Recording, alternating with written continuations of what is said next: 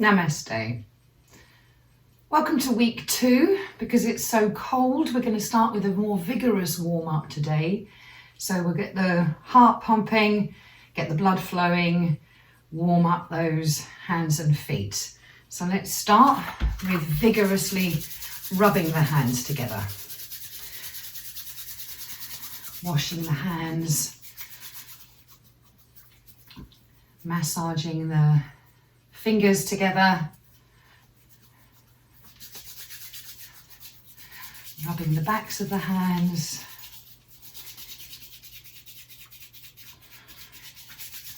and then we'll give ourselves a round of applause.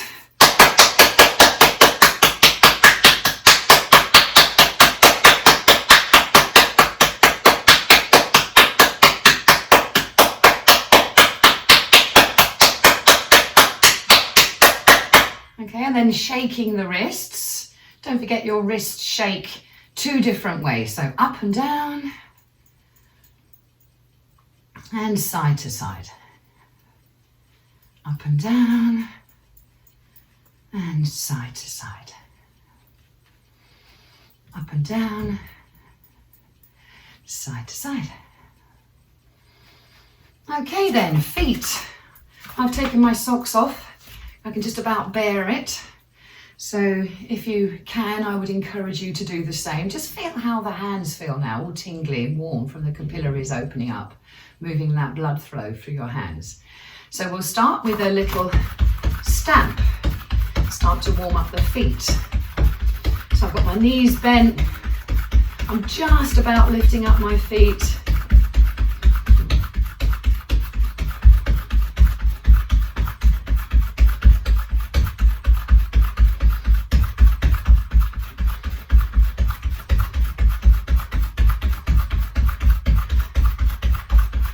If you wanted, you could pick up your heels a little higher.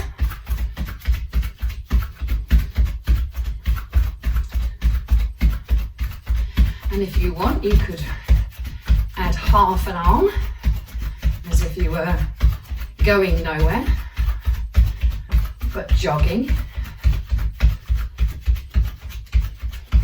Starting to cause that slight twist in the spine here as the shoulders move.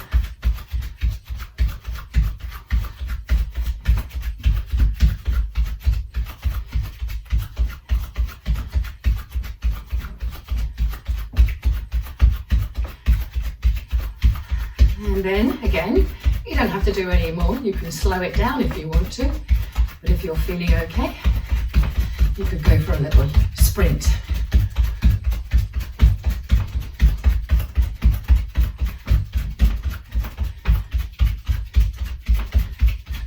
I use the word cautiously. Sprinting.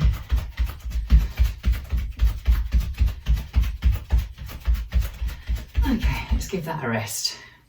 And again, shake the feet.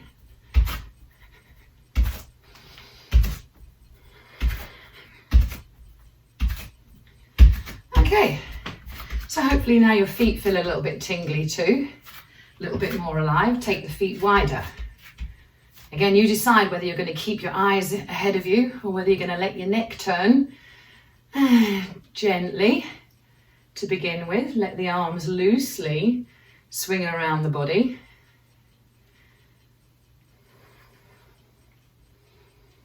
Perhaps turning your chin so you follow the direction of the leading hand.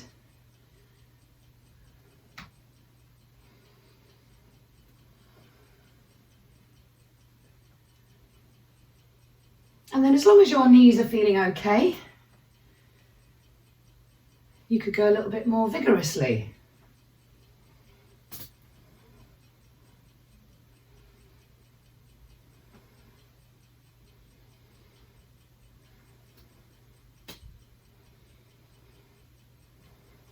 And then if you're all right, feet are firmly glued to the floor, try taking the arms up to shoulder height. Again, this will cause more rotation in the upper spine, so you have to work a little bit harder with the lower body, keeping those feet glued to the floor.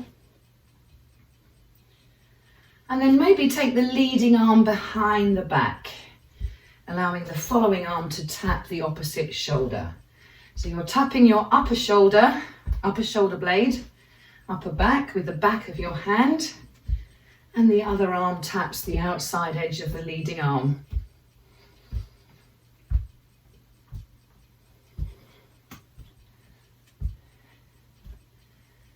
And again, if you're still steady, if the knees aren't complaining or rigid, try not to let the knees lock.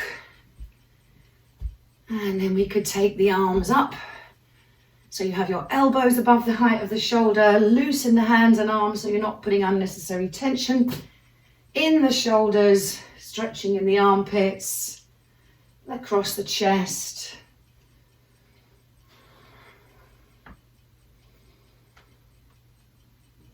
You could look up a little bit, but again, keep those feet glued. And then start to bring the arms slowly down, losing momentum, taking your time.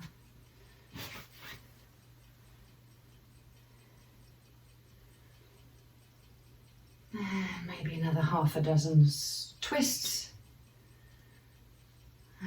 as you gradually and gently come back to standing. Okay, so change your footprints from a wide-ish stride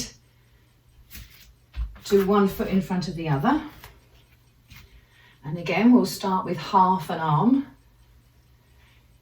Try and soften the knees so you're not putting any tension into the knees. Weight into the toes, looking on the horizon.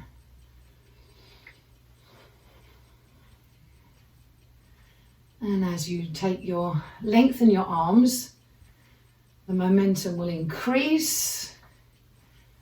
And there's a lateral twist in the spine, led by the momentum of the arms, causing the shoulders to move back and forth. But try and minimize the amount of twist in the hips to protect the knees. And then we're going to I've got my right foot forward. So this first stretch upwards, I'm going to take the right arm forward and the left arm back, stretch and release. So I'm turning with the body. My chin turns with my chest. This time I'm going to take the left arm forward and the right arm back and stretch and release. So you don't have to do the full stretch if you don't want to. Maybe you only want to do the open stretch with the right arm in front. But that's entirely up to you. One more each way. If you're lifting the arms up and into the stretch, turning your chin so it stays in line with the chest. Okay, let's do the other foot forward. Again, starting gently with only half an arm. Knees soft, weight in the toes so your knees are protected. Minimizing the amount of rotation in the hips by keeping those feet glued to the floor. And then you can gently, gradually lengthen those arms, increasing the rotation in the spine. And this time I've got my left foot forward, so I'm going to take my left arm forward and the right arm back into that stretch. And then the opposite twist, right arm forward, left arm back.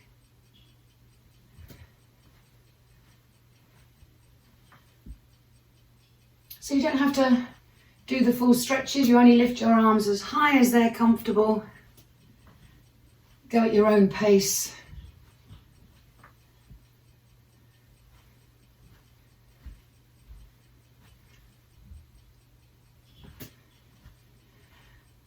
And one more each way.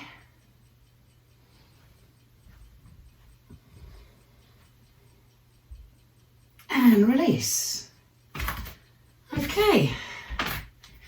So this time I'm going to start by starting with my feet about hip width apart and my hands about waist height. I'll show you from the side. I'm going to take care not to lean back, yeah, because that will put pressure on the knees and in the lumbar spine. So pick a spot on the horizon and lift the knees towards the hands or the arm bones.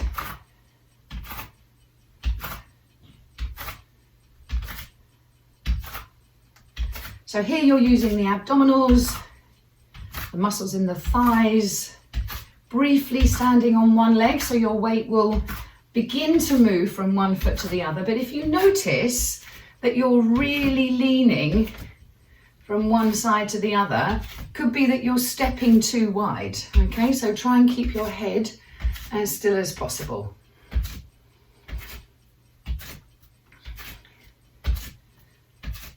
Again, your knees don't have to reach your hands, they're just there as a guide.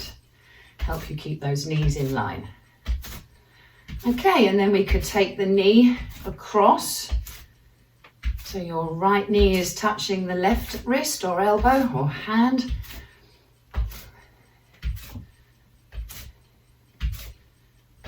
Again, trying to keep the side to side movement as little as possible, reducing the movement in the head.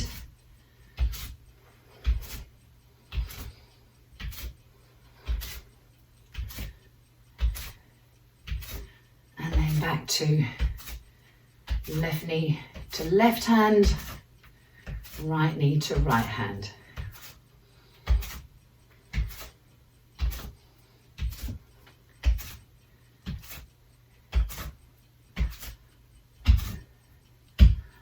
Okay, so give everything a shake, shaking the legs, wobbling the knees to allow everything to wobble.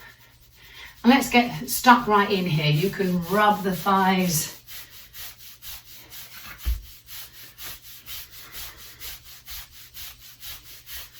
Rub the back of the legs.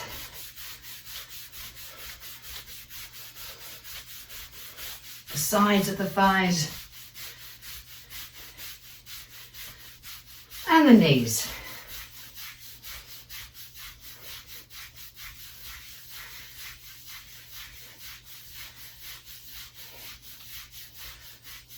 Okay, so now taking a wider stride, so probably wider than your mat is wide. So turn so you're sideways on your mat. And we're going to reach up with the arms. So as I reach up with my left arm, I'm not going to sweep it up and over. I'm going to reach in that diagonal. Reach, and then take the right arm to the left.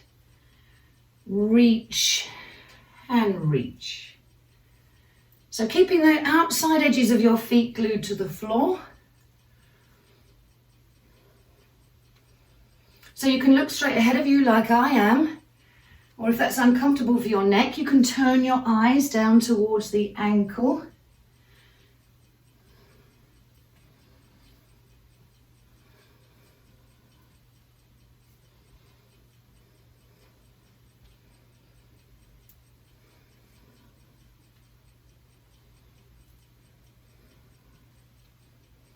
And then maybe we could go double time.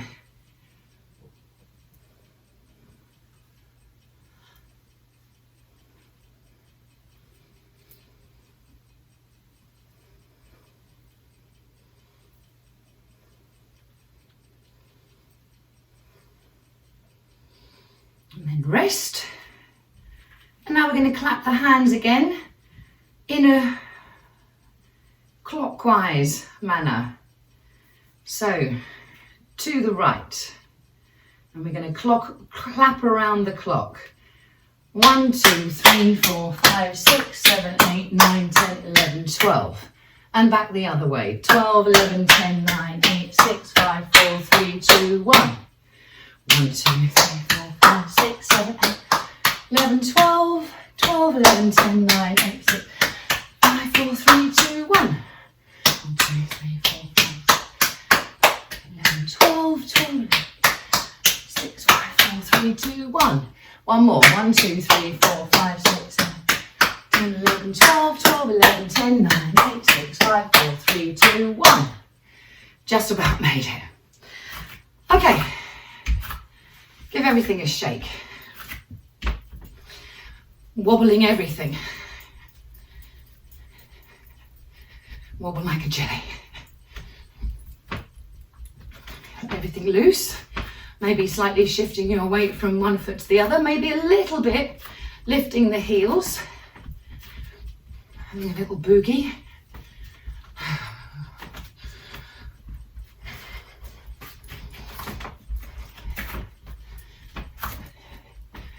No one's looking. So you can do a little bit of dad dancing. Wiggle the hips. Maybe doing a bit of a twist.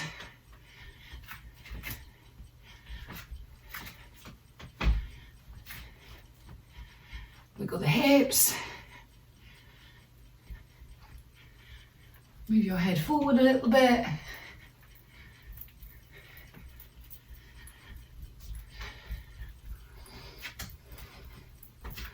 Up to you if you want to lift your arms up or out.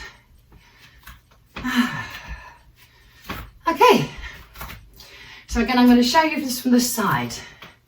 We're going to take the arms forward, clap, or if you can reach, clap, behind, clap, clap, clap, clap, clap.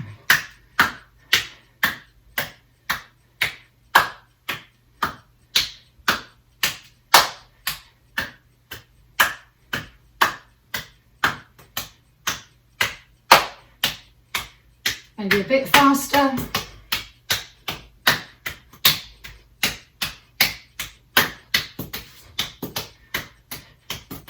And maybe a bit faster. Oh, okay.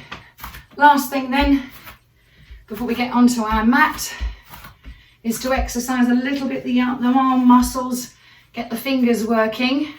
So again, the higher you have your elbows, the more difficult it is. Okay, so I'm going to keep my elbows about shoulder height.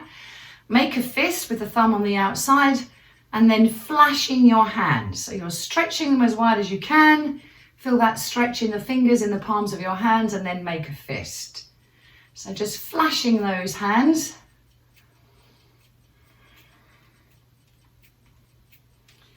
And then if you find that quite an easy thing, you could flash a bit faster. And you might find that you can flash and flash and flash and flash and flash so fast that your dominant hand might be slightly ahead of your other hand. Maybe it can't quite keep up. Flash, flash, flash, flash, flash. Flashing, flashing, flashing, flashing. Keep it going. 5, 4, 3, 2, 1, and then let the hands drop, let the circulation return to those arm muscles, and we'll finish where we started. Give yourself a round of applause.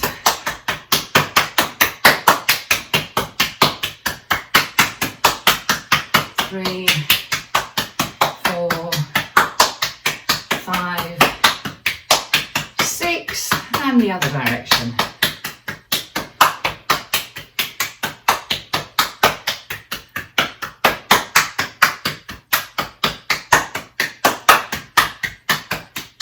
Excellent. Backs of the hands clapping now. Try and keep the arms long.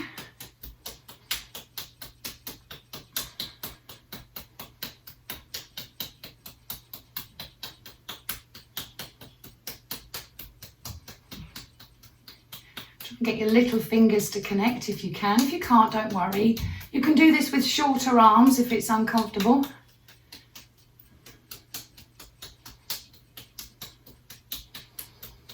And then rest. So again, I'm just going to stand for a moment. Let the breath recover. Those of you who want to work on your balance a little bit, you could have your big toe bones just touching at the knuckle. Heels slightly further apart. Arms hanging heavily at your sides, palms inwards, thumbs forwards. Draw the chin into the throat so the back of the neck lengthens. Gazing at the floor.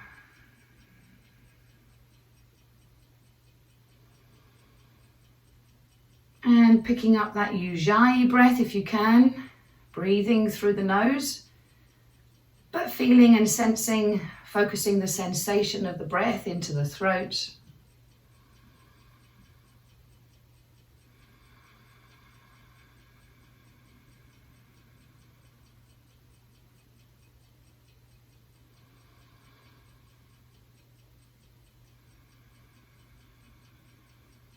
And take a few minutes here if you need it, in the stillness,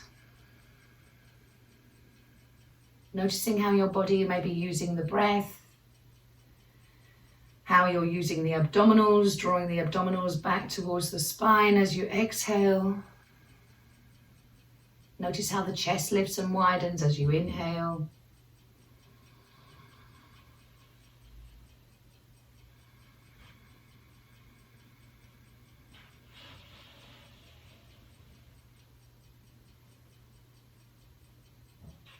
And we're waiting for the breath to settle.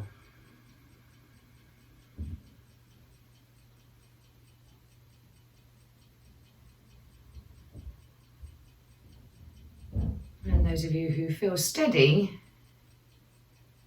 you could maybe let the eyelids drop. So maybe you're just looking at the floor through little slits in the eyes, through your eyelashes. Or if you prefer, you could have the eyes closed. Make sure the knees don't lock. Keep the knees soft.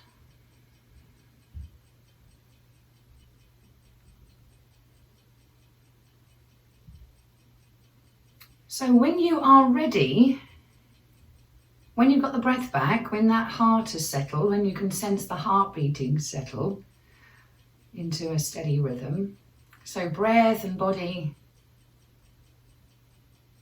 are steady, then we're going to start our asana with cat like we did last week to find the breath so that we can move within the breath. So when you're ready, again, if you need any adaptations, any blocks for the heels of the hands or blankets rolled up under the shin bones, whether you need to double your mat to give yourself a little bit more comfortable handprints, when you're ready, come to your hands and knees.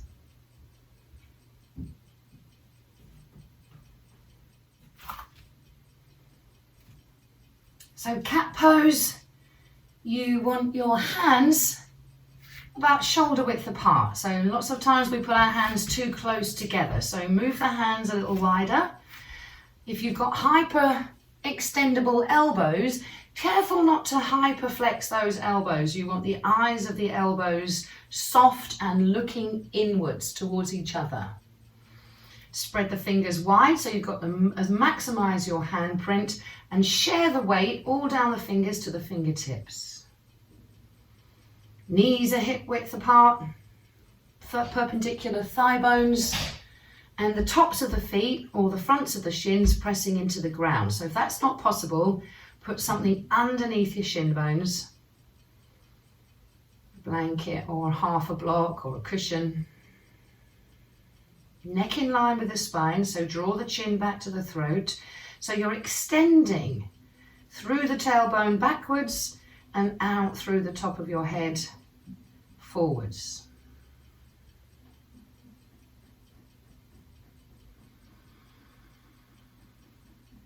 And use that breath you're breathing in this asana to gently stretch the head forward, chin leading, eyes upwards on the inhale, and chin towards the throat, eyes towards the navel on the exhale. And that conscious movement of the head as the skull rocks on the atlas vertebra will cause that ripple of movement to travel down the spine.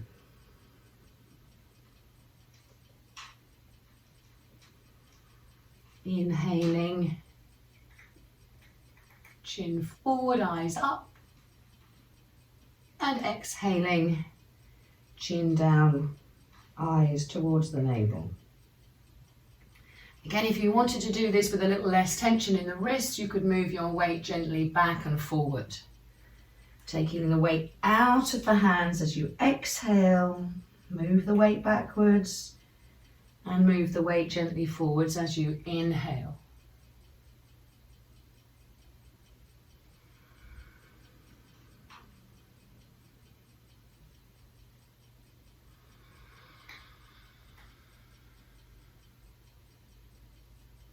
Moving when the breath is moving, keeping all of that movement within the breath. So you're working with your body's natural and spontaneous breath.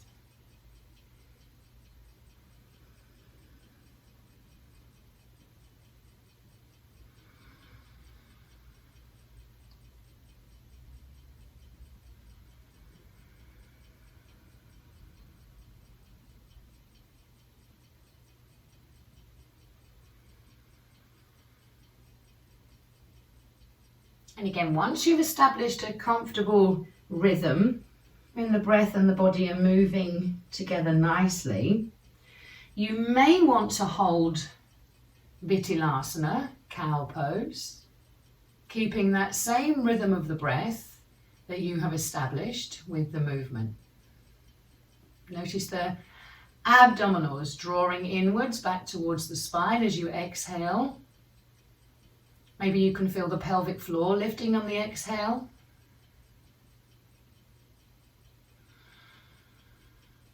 And notice how the front body, supported by the strength in the back body, is moving on the in-breath.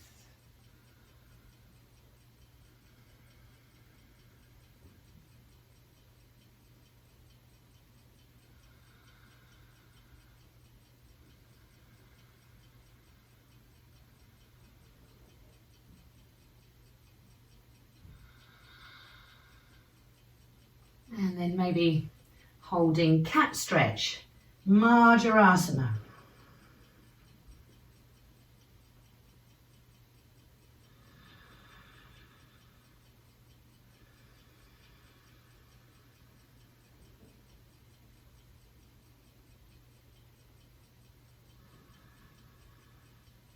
Everything which is pressing into the floor,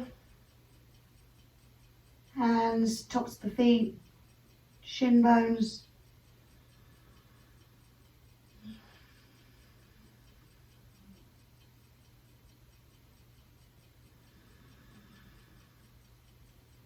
Here the front body is not so free to move because of the posture.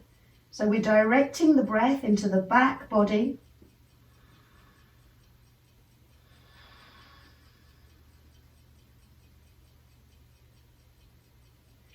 Notice how the abdominals and the pelvic floor move inwards and upwards as you exhale.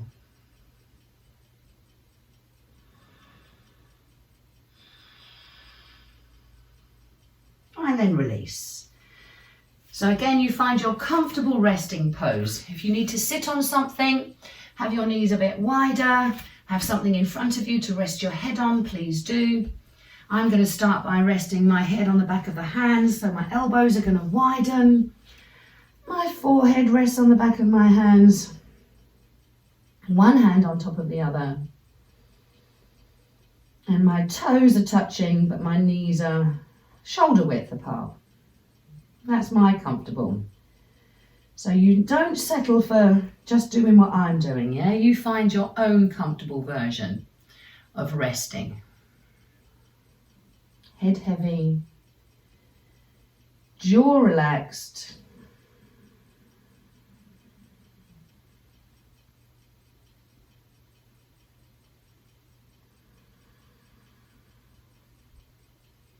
Allowing the breath to settle.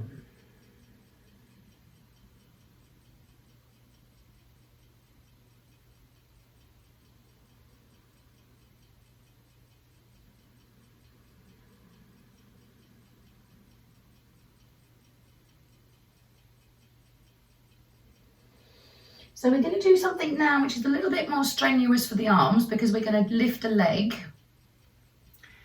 So those of you who don't like your hands on the floor, you could use maybe a fist to support the body weight, or you could rest on your arm bones.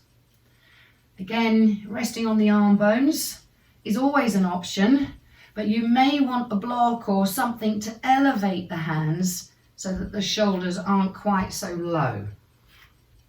So you might want block or something underneath, or you could have a brick, for example, underneath each arm bone. So this is a possible modification. So the hands aren't doing anything at all here, they're just loose and relaxed. Or you could be on your hands shoulder width apart, hips above the knees. So the hands are probably a little bit wider than your knees. Again, careful not to lock the elbows, neck in line with the spine, draw the chin in. Okay, and then without thinking about it too much, step back with one leg.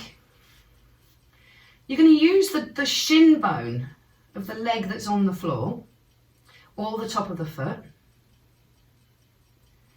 Try not to let the hip lift as you lift that extended leg away from the floor. So I don't want to twist the spine, lift the hip. I want to keep the hips the same height from the floor. And then as you exhale, bend that knee, bring the chin down so the nose comes towards the knee, and as you inhale, lengthen. Exhaling, bringing the knee forward, chin down, nose towards the knee, and inhale, leg back. This is cat with a tail. Exhaling, folding. Inhaling, lengthening.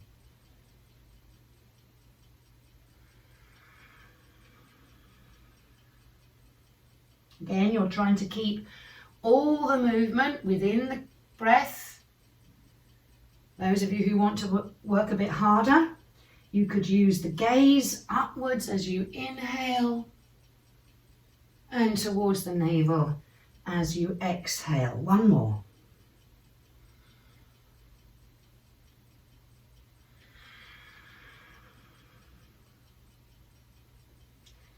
Knee down. Come back to your resting position. You can have your other arm or your other hand on top if you're using your hands to rest your head on.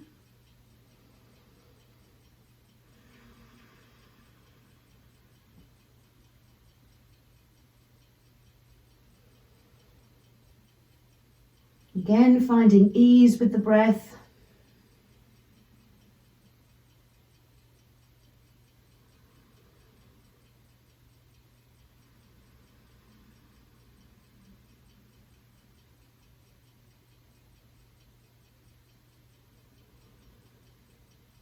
Allowing the head to get heavy and the shoulders to soften.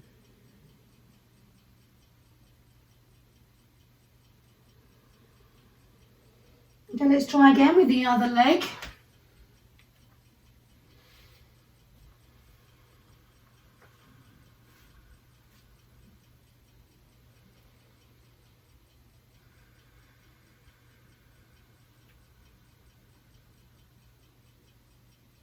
Exhale.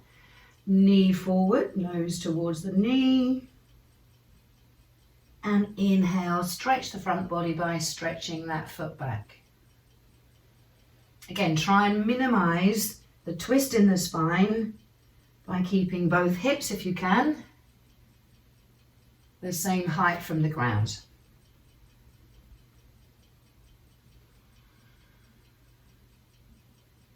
All of the movement is within the breath. And you're pausing, albeit briefly, when the breath isn't moving. Use the gaze if you're comfortable to extend the stretch.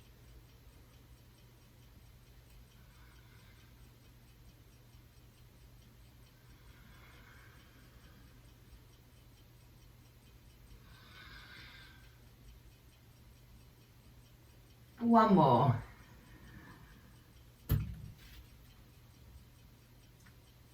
then coming down to rest. Maybe if you're comfortable now, you can take the weight out of the hands completely by putting something on the floor if your head doesn't reach the ground.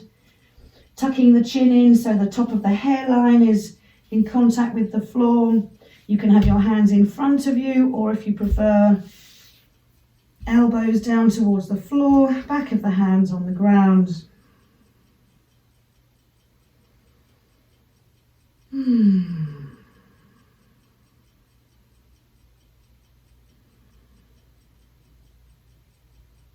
allowing time for the heartbeat to settle, for the head to get heavy, and for the breath to recover.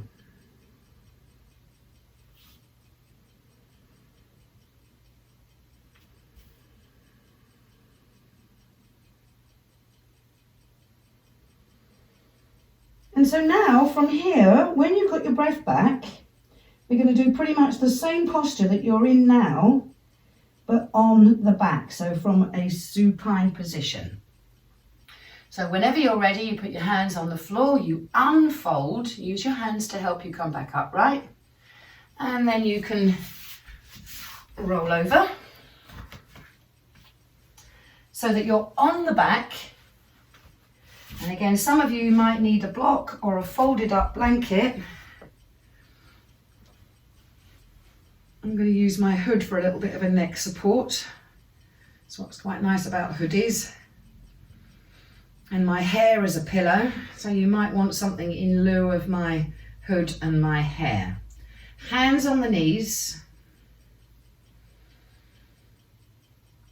So that your arms and legs are elevated above the spine. Relaxed toes, relaxed face, heavy head. And again, notice how the breath recovers that much more quickly.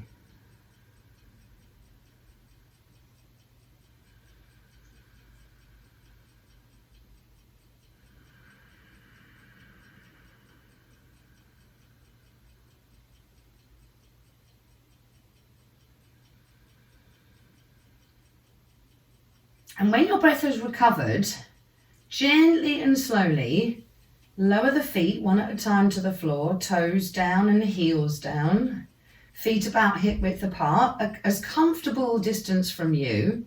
So some of you might want the heels closer to the bottom, some of you might want your heels further away. So you find where it's comfortable. And then you're going to take your hands, link the fingers, notice which thumb is on top, and then lift your head and put your back of your head in the palms. So you've got a little head rest. And then as you inhale, we're going to stretch the arm bones back to the floor. Feel the spine lifting. And as you exhale, release. So it's inhaling, using the muscles in the back body to bring the arm bones closer to the floor. They don't have to touch. And as you exhale, release. Let the arms drift away.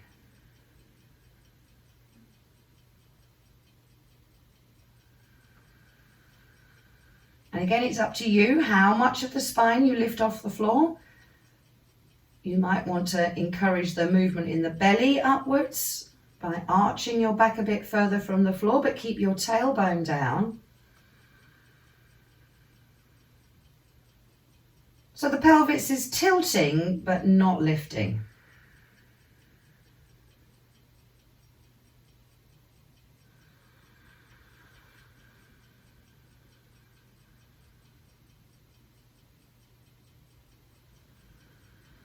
Again, moving when the breath isn't moving, resting when the breath is resting or turning.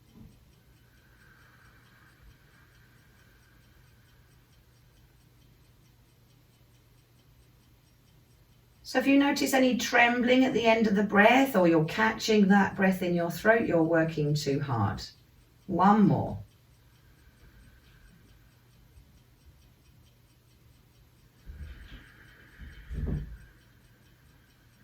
And when you've next breathed out, you can lift the head a little bit, take out the hands, change how you're holding your hands so the other thumb is on top. Again, arms back, head in the palm of the hands. This time we're going to work a bit harder. We're going to take the elbows back and arch the spine on the inhale.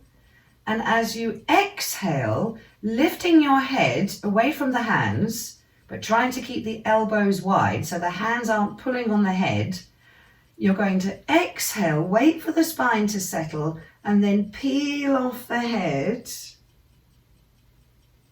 chin to throat. Inhale, head back, arch the spine, elbows wide. Exhale, abdomen draws in, spine flattens, head lifts.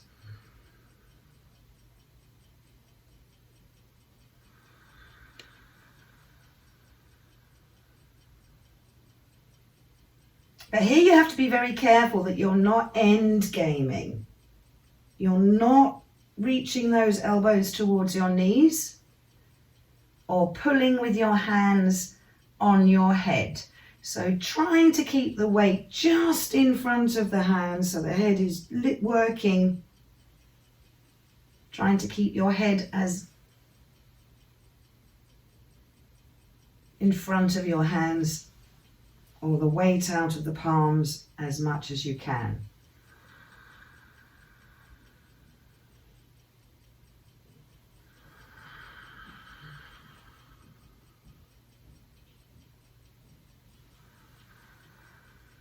Now you may find as you're doing this that the tailbone, as the pelvis tips towards you on the exhale, is slightly lifting.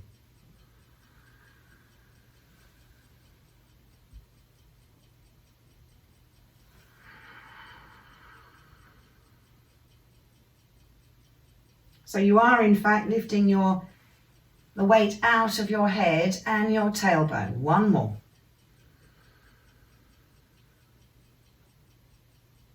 And then let's rest.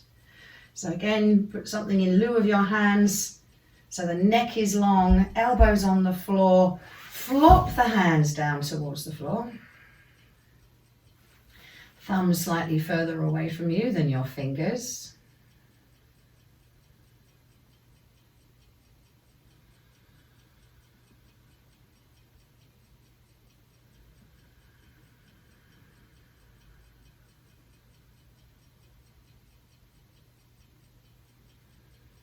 Wait for the breath to recover. We'll allow the head to feel heavy. If you want to roll your head from side to side on your breath, please do. That will help when you're releasing any tension in the back of the neck. Okay, this time I'm going to put my hands on my thigh bones.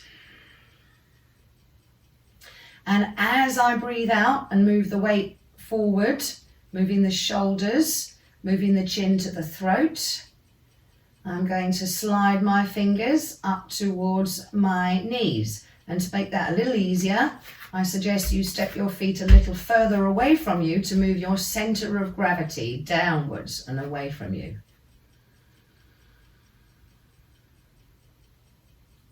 Breath in, feel the chest and belly rise, and as you breathe out, slide your fingers towards the knees. They don't have to reach the knees, so don't strain the shoulders. Inhale, slide back. Exhaling.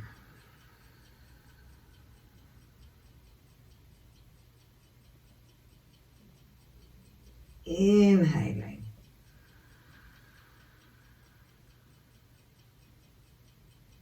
You might feel the urge to lift the spine as you inhale, elbows on the floor. And as you exhale, you may feel the tailbone lift.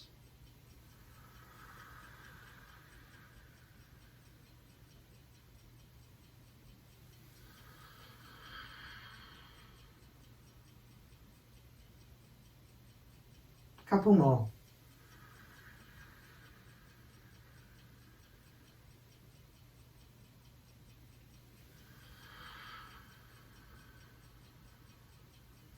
And then come back to rest.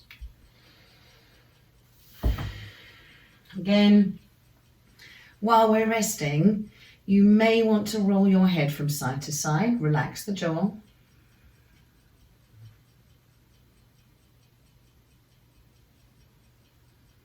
Waiting for the breath and the heartbeat to recover. And when your breath has settled, when the head feels heavy, again, you can roll to the side to do this. We're going to come up to semi-sitting. So I'm going to dig my elbows in and come up so that I've got my elbows on the floor, palms down if you can. If not, you can have your hands resting on the side. Again, I'm trying to keep my elbows a comfortable width apart. So too close together and they'll restrict the movement of the chest. So have your elbows a little wider, hands out a little further away from you, whatever is comfortable for you.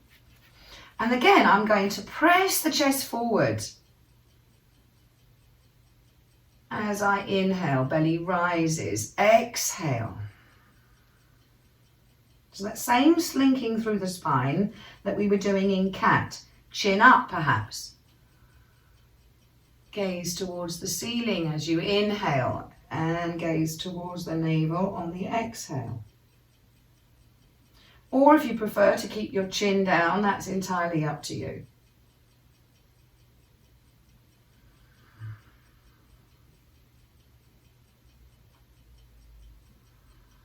So we're doing this a few times just to get into the swing of it. Open up the chest and shoulders a little bit. And then coming to a neutral position. So not one way and not the other. And again, I'm going to gaze between the knees. Lifting a leg. As you inhale, stretch that foot away from you. The leg doesn't have to straighten. Exhale. Nose towards the knee. So similar to how we were doing cat with a tail. Working with the spine. So as you inhale and extend the leg, the spine is lifting. And as you exhale and bring that thigh closer to the belly, the spine is lengthening and the abdominals are drawing back towards the spine.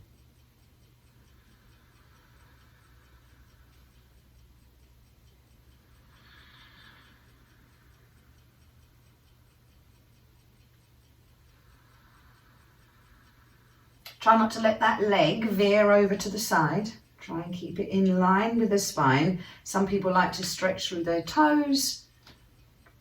I like to get a stretch down the back of the leg by stretching through the heel. One more time. Remember, the longer that leg, the greater the effort required. Hello, Bert. And then you can park that leg on the floor. You can roll back down to your mat. And have a rest. Again, any tension you may have put into your neck, you can roll that away, slacken the jaw, allowing the head to get heavy as the breath recovers.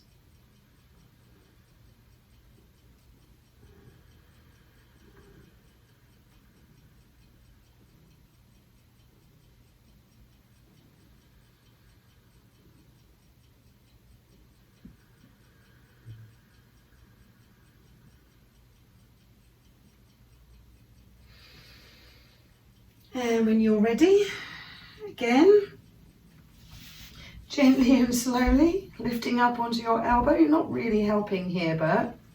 Finding that neutral position, so not slumping, not straining, finding neutral for the spine. It's not going to be easy with you on board, Bert. Exhale, bring the thigh forward. Inhale, lift the chest and stretch the leg. Exhaling. Back lengthens as the abdomen and pelvic floor lifts. And as you inhale, you're using the muscles in the back to support the spine.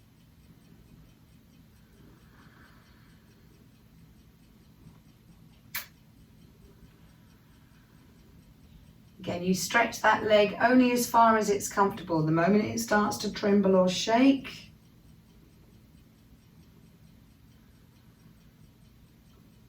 back off. And also I'm mindful of keeping that leg in line with the spine so it's not drifting off to the side. So I'm avoiding a twist in the pelvis.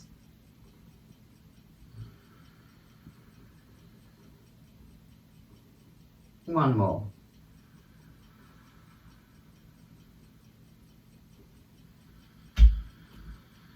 And then rolling down.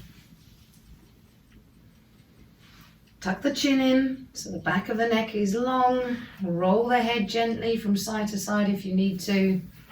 Slacken the jaw, the face, while the breath recovers.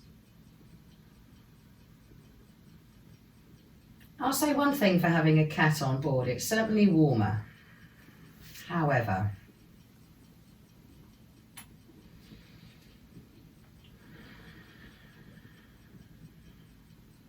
maybe a little distracting.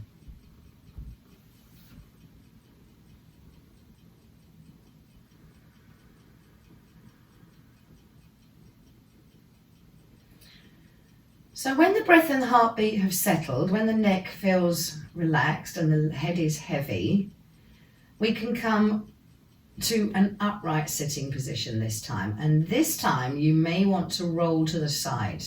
So if you want to, extend the right leg and roll onto the right hip.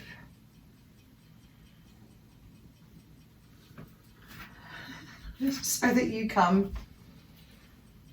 Sorry, Bert. Now you're going to have to part company, I think. Yeah, I think really you've got to admit this isn't going to work for us both, my friend. So again, if you don't like having your feet on the floor like this, if you find it difficult to get the toes down, you can always have a block or a rolled up blanket under your feet if your feet don't reach the floor comfortably. That depends on the movement in the ankle. And again, I'm going to press the chest forward as I inhale. So again, similar to cat. And round the back and lift the pelvic floor and chin to the throat as I exhale. Not one to give in, are you, Bert? Inhale, chin forward or up a little bit, gazing towards the ceiling. And as you exhale, lengthen the spine. So here you are in fact rocking. The perineum comes closer to the floor on the inhale as the pelvis tips away from you. And as the pelvis tips inward and upwards, the tailbone comes closer to the floor. Again, working on your breath.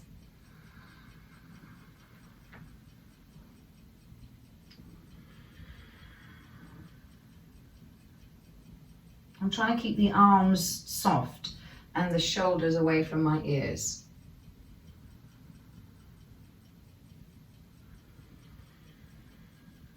So it's really important that when we're in that lengthening spine position, we're not lifting or creating any tension. And again, you decide, having moved between the two, where in fact is neutral. It's as if you've got an imaginary wall behind you. And then we're going to let the arms lengthen so that your shoulders are a little bit behind the hips. But again, you don't want to be slouching. You don't want to be slouching.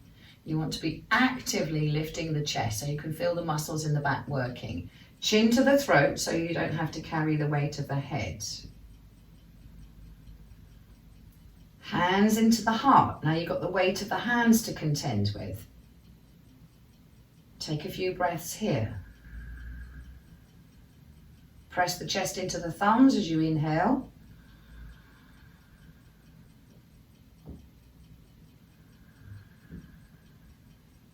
If your legs are complaining, if your thighs are shaking, just bring forward a bit or take the legs further away.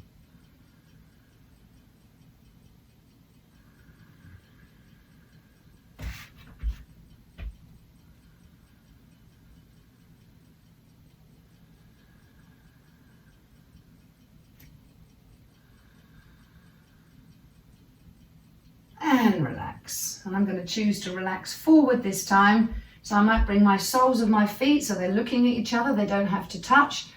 Elbows on the shin bones, head on the back of the hands.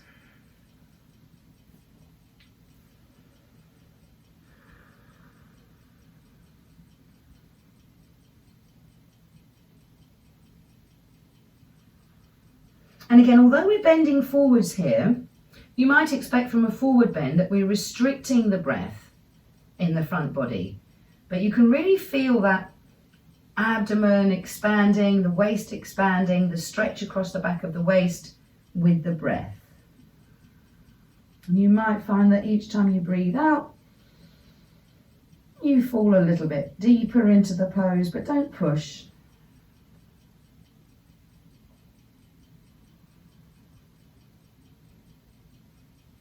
And all those muscles that we were working with, as they relax along the back body, you might notice some movement there. It might go all the way down the spine, breathing into the hips.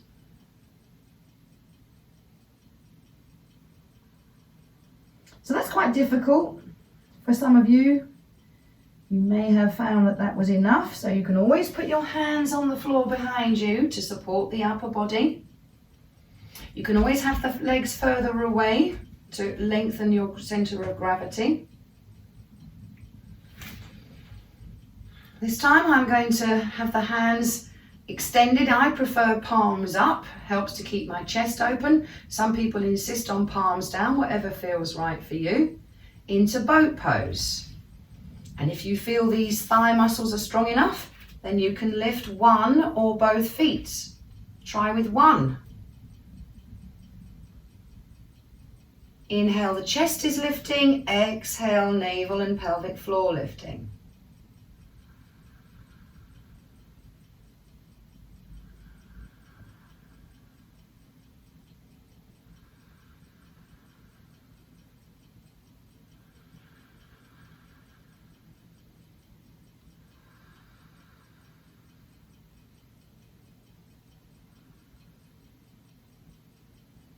One more breath.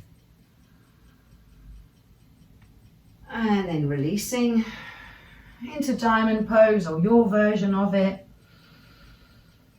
Support the weight on your fists or folded arms of your head.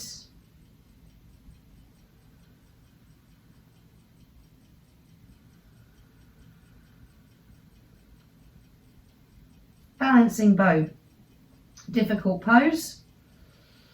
You could maybe have a compromise, and maybe if it was difficult last time, have a couple of blocks or bricks so that you can have your feet raised but resting on the blocks next time. This time I'm going to try a balancing boat, but with my hands at the heart. And as I exhale, I'm going to bring elbow closer to the knee. As I inhale, I straighten up and lift the chest. Exhale, elbow to knee. Inhale, straighten up. Moving when the breath is moving.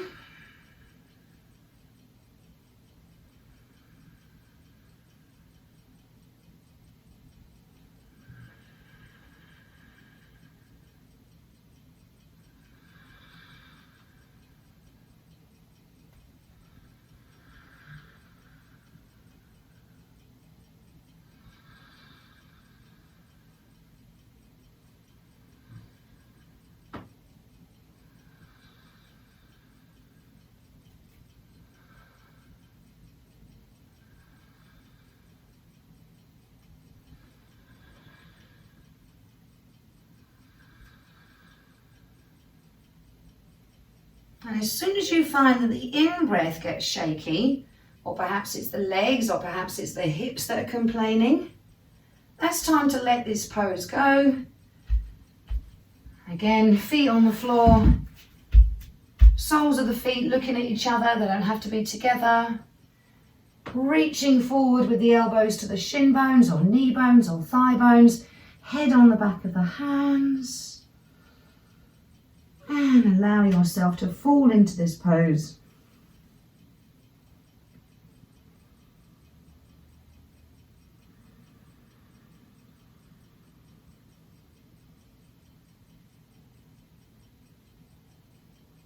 Feel the movement all the way down the spine as the breath recovers and deepens.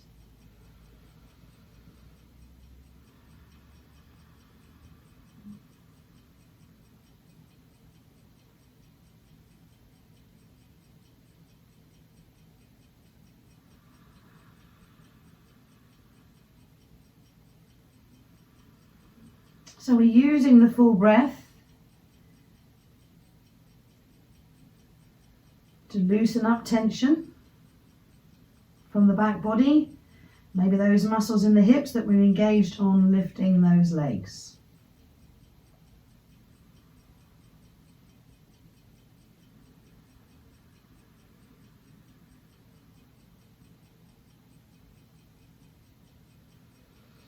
And then gently and slowly, when you put your breath back, when the rhythm of the breath is steady and comfortable, gradually supporting your weight on the hands if you need to.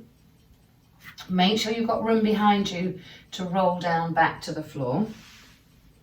Some of you might want to work a little bit harder and roll down the spine with the hands lifted. Keep the chin to the chest the whole entire time until we come back to the floor. Some of you might want to rest with the legs long, some of you might want to rest with the knees bent. Either way, your elbows, upper arms are slightly away from the body and your thumbs are rolled away from you so you're not holding onto anything. Palms up. Again, you might want to take the opportunity to roll the head from side to side very gently. Doesn't take much movement. Just slightly to the right of the skull, slightly to the left of the skull as you let the face relax, let the breath recover.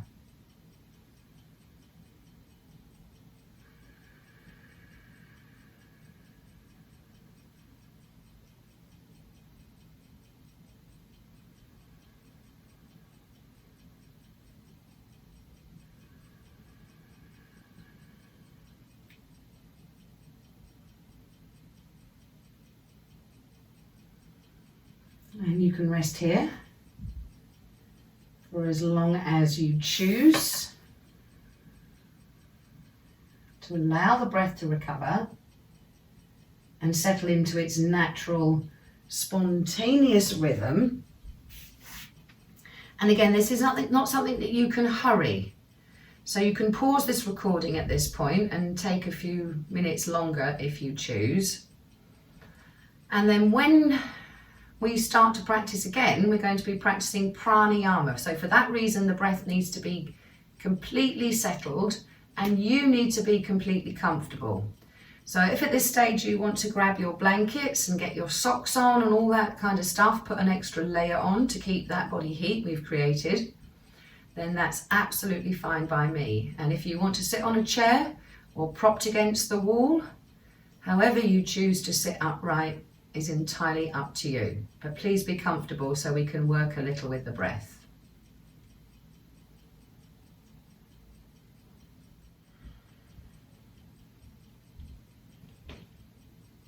Okay, so today we're going to practice the similar pranayama to how we practiced last week, noticing those 4 parts of the breath and noticing as well on trying to regulate and balance the inhale and the exhale.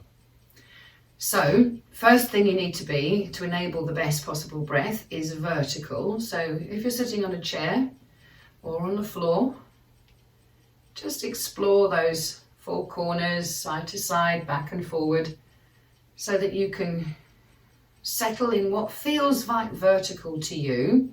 And again, if you've noticed that you've made the middle body or the front body rigid, or the back body is hyperextending, back off a little bit so that you're upright but you lose any rigidity. And again, I'm going to keep my palms down today. If it was a hotter day, I might have my palms up.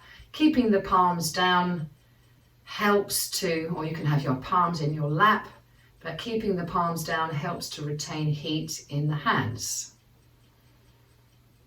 And you may want a sigh or a yawn as we begin the practice to help the throat relaxed.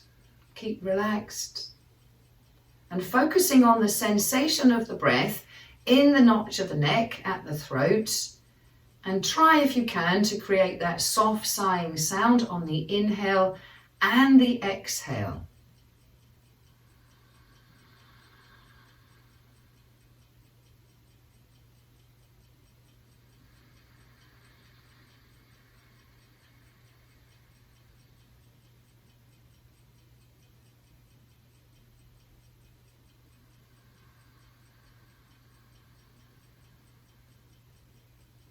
So the first thing to do is just notice, am I using any unnecessary effort?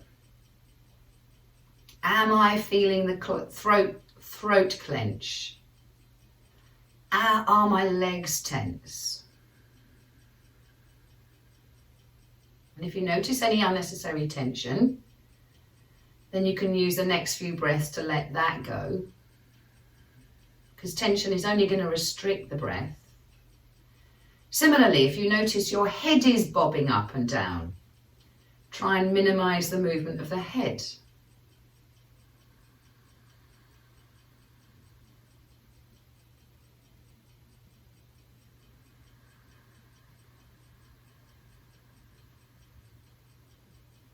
So we take a minute, maybe two, just to establish that Ujjayi breath, flowing in, bringing fresh prana, and using that prana to maintain this upright position on the exhale. Again, the softness, the receptivity of the front body, balanced by the strength in the back body.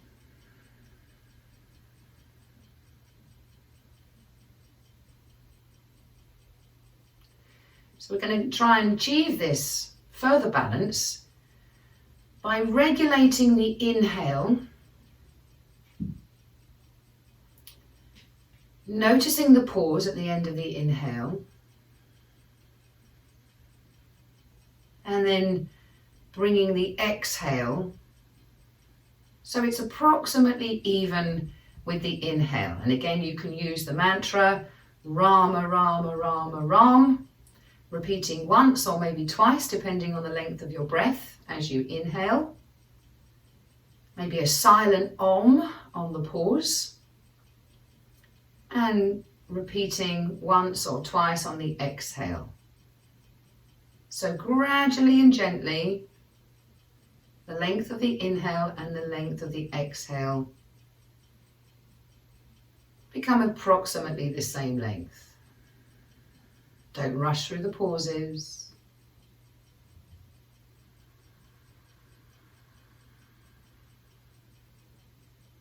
You can, of course, use counting, or you can use just simply talking to yourself. I am breathing in. I am breathing out.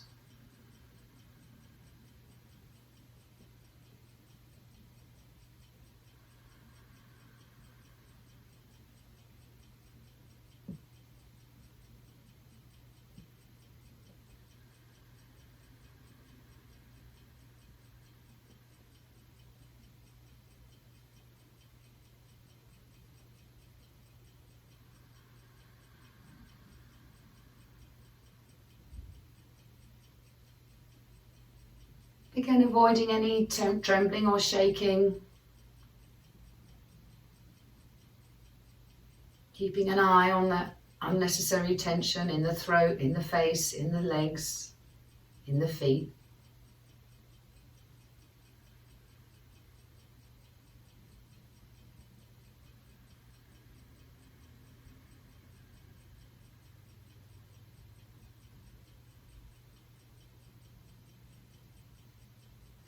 You may find the pauses lengthen remember, it's not the breath Olympics. The longer the breath isn't necessarily better. So if your breath is relatively gentle, relatively little, then that just shows that you are getting more and more relaxed. Remember, when the body is relaxed and calm, the breath becomes quiet, almost imperceptible. No one should hear you breathing when you're sitting calmly and relaxed.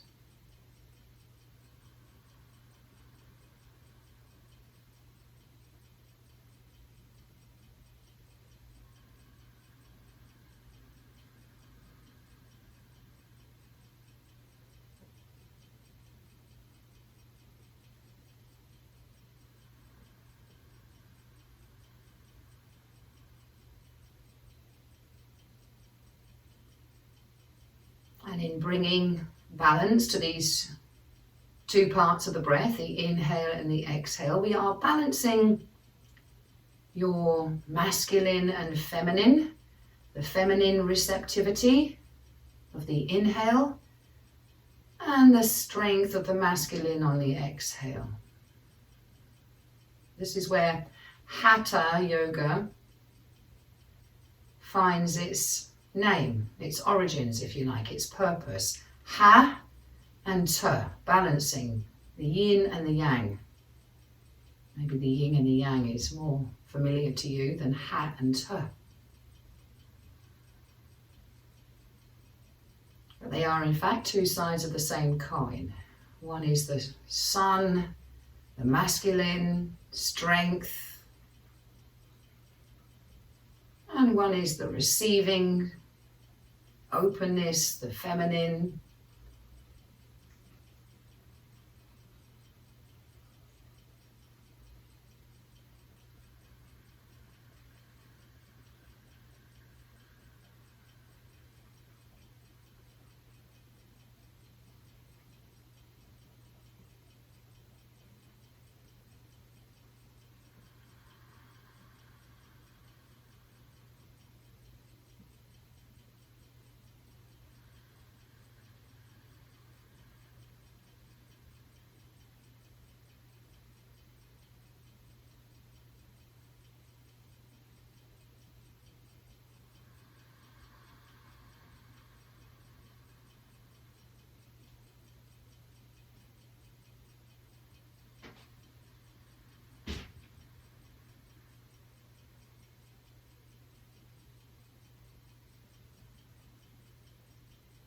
Receiving the prana on the inhale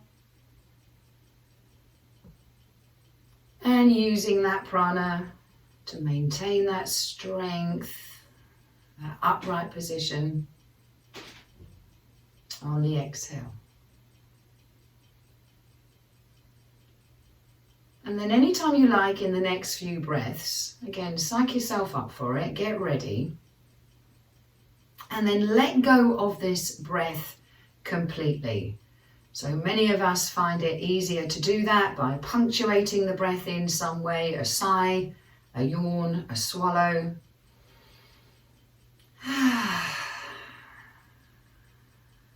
And then be brave. Stop breathing, stop driving the breath. Trust that body to choose its own breath. Remember, you've got this. You do this all the time without thinking. And just allowing the body the space to choose the breath that it needs. And we just observe that. You can have that attitude of kindly curiosity without judgment. What breath am I breathing now?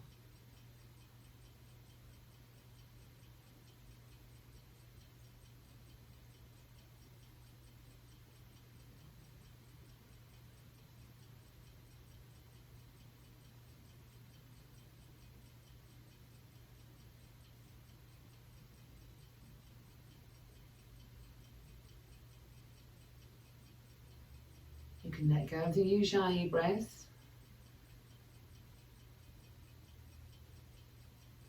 Having a soft smile on the face might help you to relax the throat.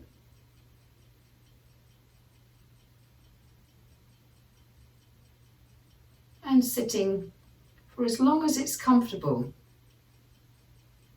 and allow that breath to recover. And from here, again, disturbing that breath as little as possible. So if you do move, or when you move down to the floor into Savasana, you move gently and slowly, taking your time so that you don't disturb that breath. It may be that you want to have your knees bent in Savasana. You don't have to have your legs extended. You might want a bolster or a pillow under the thighs so the knees are supported. Either way, the feet are at least hip width apart. If your legs are extended, your heels will probably become closer to the corners of your mat. And your arms and elbows are away from the body, palms up, cover up your hands if they're cold. Tuck the chin in to lengthen the neck, and or put a pillow or a folded blanket underneath the back of your skull, so your chin is not sticking up towards the ceiling, and then throat is relaxed and the neck is long.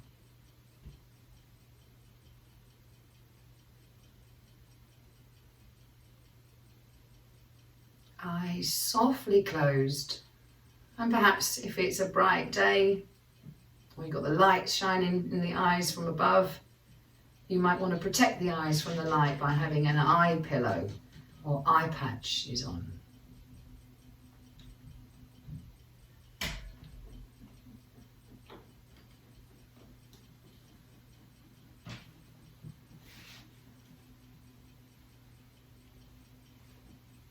So we spend the first moments of the practice of Savasana finding comfortable, adjusting the clothing, making sure that you are, whilst not having to be perfect, you have minimized the distraction. So if there's a bit of your t-shirt that's uncomfortable under a shoulder blade, that's the time to change that now. Allowing your settled self to settle.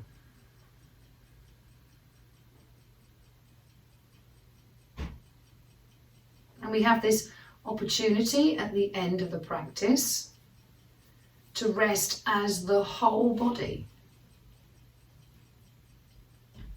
So again, just take a moment here, scan through your body, looking for any signs of anything gripping, anything you're holding on to, any clenched muscles.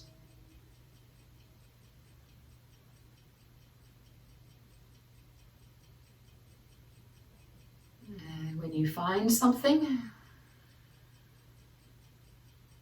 you can consciously release that tension, perhaps using the exhale. Releasing, letting go.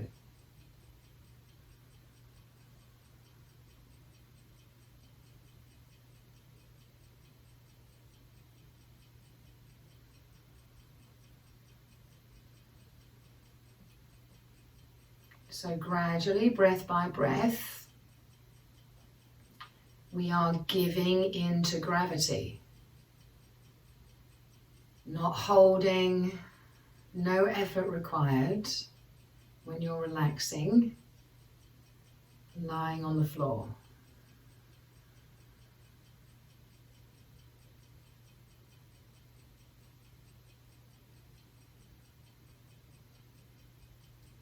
And then we can just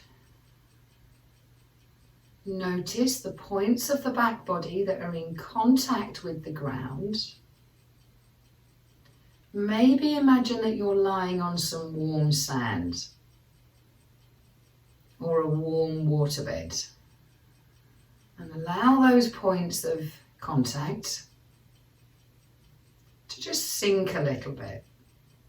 So the heels sink a little bit. If you have your legs extended, the calves will sink a little bit.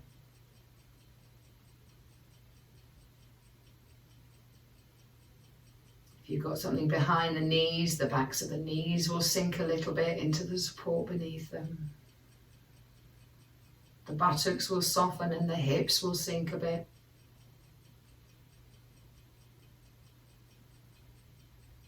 The shoulder blades will sink a bit.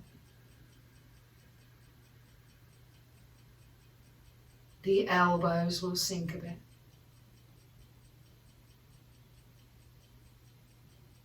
The back of your skull will sink a bit.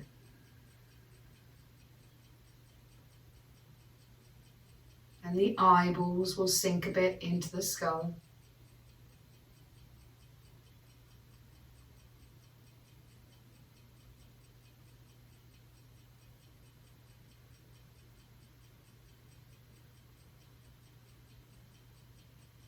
And when the whole body is sinking and heavy and relaxed, maybe you can have that sense that not only are you resting as a whole body, maybe you can have a sense that you are resting in the body. And maybe there's this growing sense of stillness, of peace.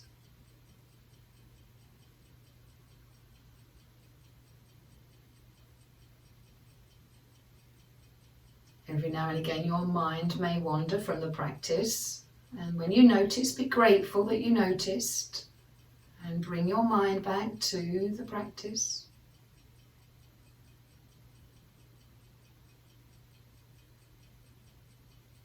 Notice the sensations of life within your body, however they may manifest today.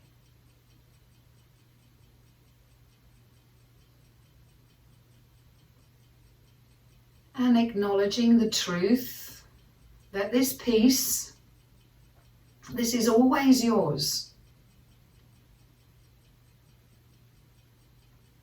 You don't lack anything. It's always here for you to find at the end of your practice.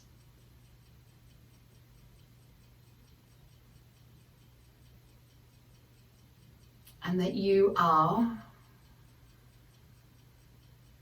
in all your complexity,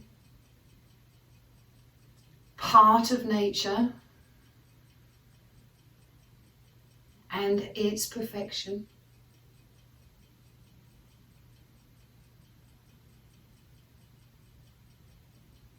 Like every other being on the planet, part of nature, beautiful, perfect, with everything you need.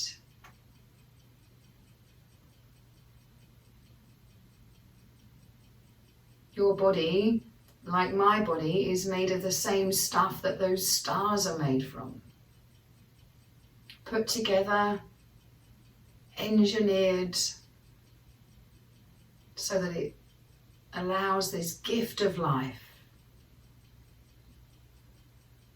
We can enjoy this gift of life in this moment of peace.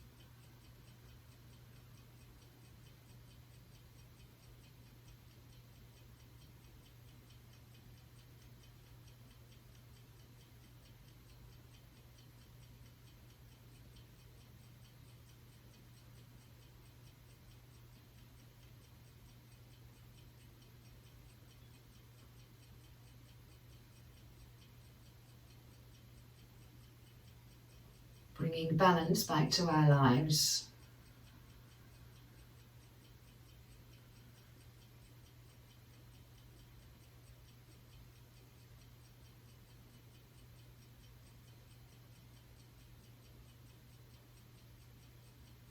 Bringing joy back into our hearts.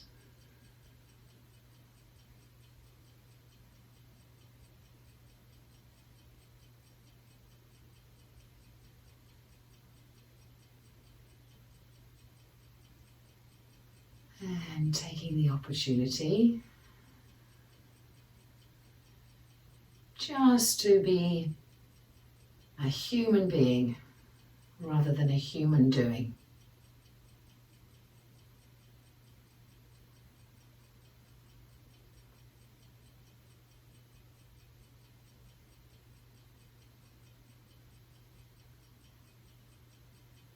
Every breath we take restores and feeds our body with prana.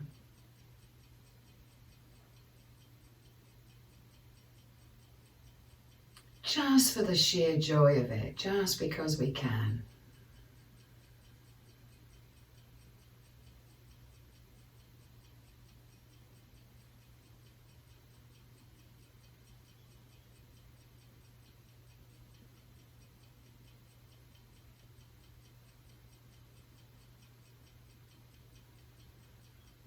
And instead of spending our time with our attention turned outwards, all of our considerable brain power is now turned inwards.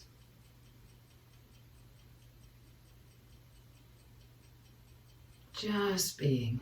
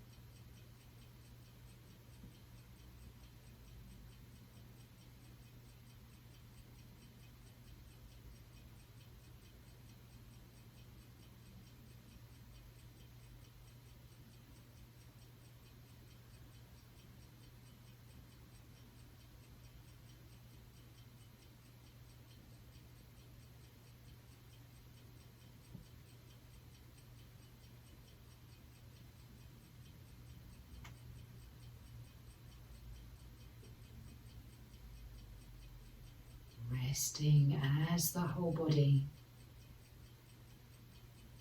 Resting in the whole body.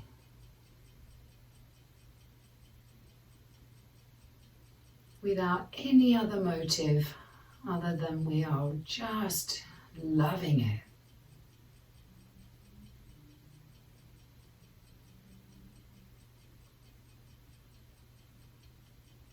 Practicing yoga for the joy of it.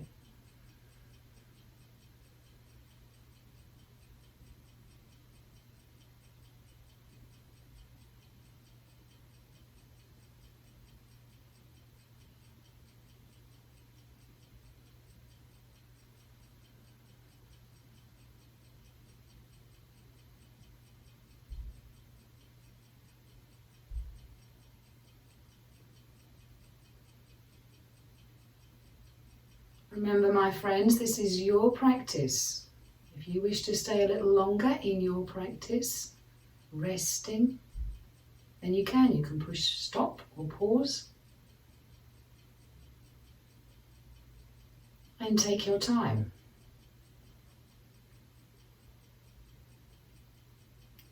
When you are ready, so if that little voice in your head is saying, not yet, then please push pause, take your time. When you are ready, however, I'm going to ask you very gently, maybe bend the right knee and roll onto your right side. If there's an issue with the right side of your body, you can do the same rolling to the left. And stay there. And again,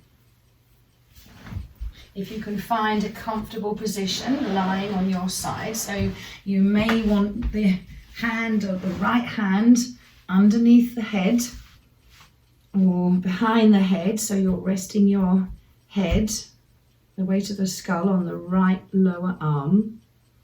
And then maybe you could reach your knees a little bit closer to you, bringing them further in front of you. And then maybe you might want to reach down with your left hand or the upper hand to catch a foot, a toe if you can reach, or the shin bone. So you're completing the circuit. You're holding head in one hand and foot or ankle or shin bone in another. So we spend a minute or two here in the asana that we spent the first 9 months of our lives in.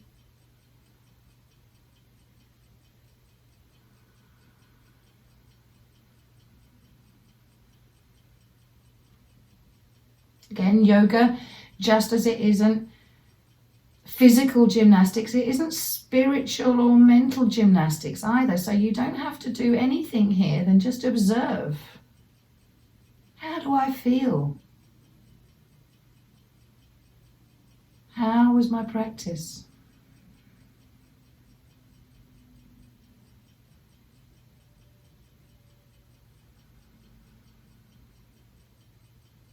You could begin to pick up on the noises in the room around you. Maybe there's a clock ticking. Might be the whirl of the washing machine or people's footprints stepping around the house. So you're slowly, gently bringing your attention back to the outside world. Passing cars, barking dogs. Maybe the sound of the weather.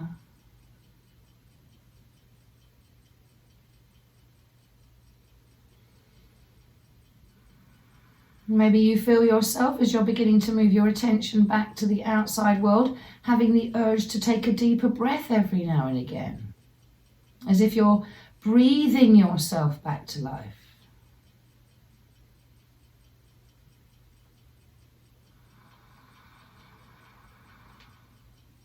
Maybe you need to consciously take a deeper breath, and some of you might even want a yawn or a sigh. Oh.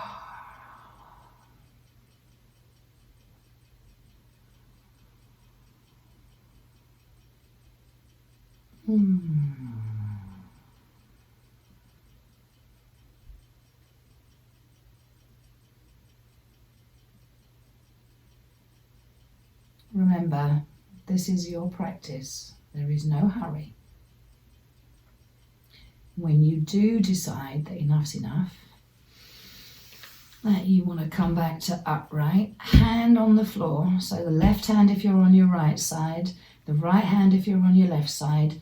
Press that hand into the ground. Use your elbows, right hand to gently and slowly come back to vertical. You don't have to open your eyes until you're ready. And perhaps it might help you to prepare yourself for that ready by just remembering what am I going to be looking at when I open my eyes?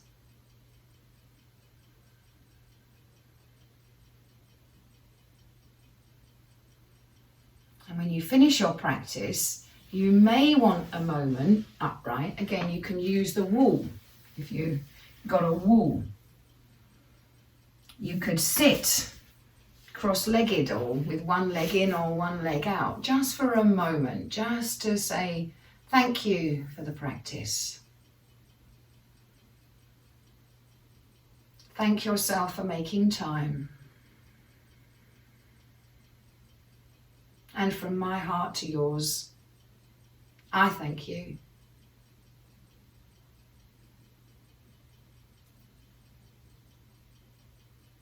Namaste.